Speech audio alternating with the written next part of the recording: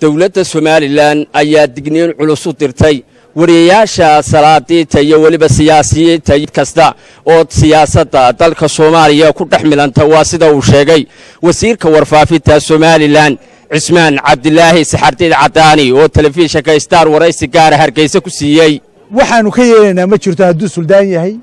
iyo hadduu wariye yahay iyo hadduu nin alla ninku doono noqdo oo ka ololeynaya maxaan ku dhahdaa qarannimada jamhuuriyadda Somaliland walaa wariyaanaan ka yeelin walaa nin kale aanan ka yeelin waxaanu dalkan iyo qarankan shuruuc buu leeyahay shuruucdaasaan boorka ka tumaynaa shuruucdaasaan ku qaadaynaa qof ama wariyayaasha oo dham haysu sheegaan haddaad xamar tagto qardeeda jamhuuriyadda Somaliland ka ololeynayso wallahi inaan suldaanno ku soo deynin aqalkaaguna ku soo deynin jamhuuriyadda Somaliland waqti ummadeeda iyo shacabkeedu go'aan ay gaadheen go'aankaas waa mid ka turjumaya masiirka jamhuuriyadda Somaliland mid shakhsi ku salaysan maaha mid qof wuxuu jecel yahay ku salaysan maaha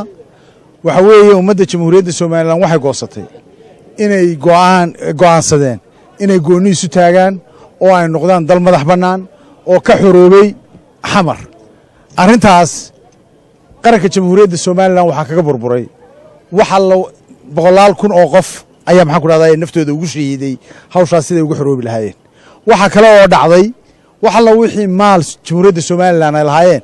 hadday magaaliya hadday dad tahayba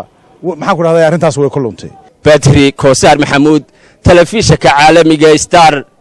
Hargeysa.